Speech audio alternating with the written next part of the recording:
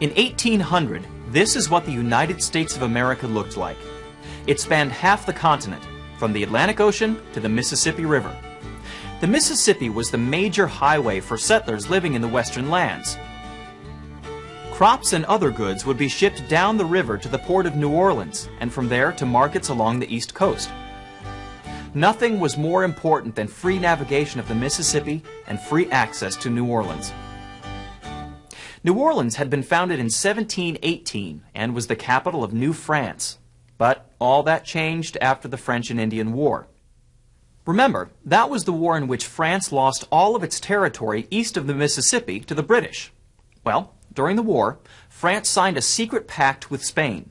In exchange for their support against the British, France gave the Spanish all the land they controlled west of the Mississippi to the Rocky Mountains, the Louisiana Territory.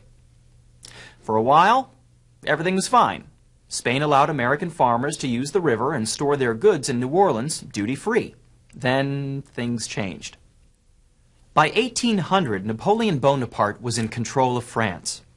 Napoleon had visions of re-establishing a French empire in North America, so he arranged for Spain to give the land back to France. Americans became afraid. Even before the transfer took effect, there was a taste of what might come. Spain announced that New Orleans would no longer be open to American shipping.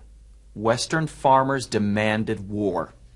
President Thomas Jefferson believed that there was no place on earth more vital to the interests of the young nation than New Orleans. So, he came up with a plan. He offered $2 million to buy New Orleans from France. By this time, Napoleon was embroiled in a long and costly war with Britain, and the offer of money was appealing. So, when the American minister in Paris offered $2 million for New Orleans, the French minister asked how much the United States would be willing to pay for all of Louisiana. In April of 1803, the deal was struck. And for $15 million, roughly 3 cents an acre, the United States doubled in size. There were a few problems.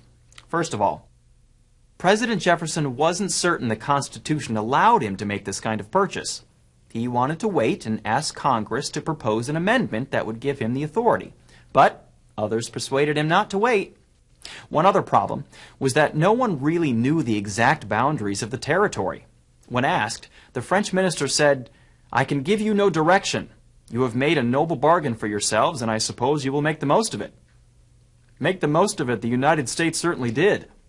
All or part of 13 states came from the Louisiana Purchase. Louisiana, Arkansas, Missouri, Kansas, Nebraska, Iowa, South Dakota, North Dakota, and parts of Oklahoma, Minnesota, Montana, Wyoming, and Colorado. The Louisiana Purchase has been called the greatest land deal in history, and one of the most amazing things about it is that it all happened with the stroke of a pen. Not one shot was fired. That would not be the case with the next land deal.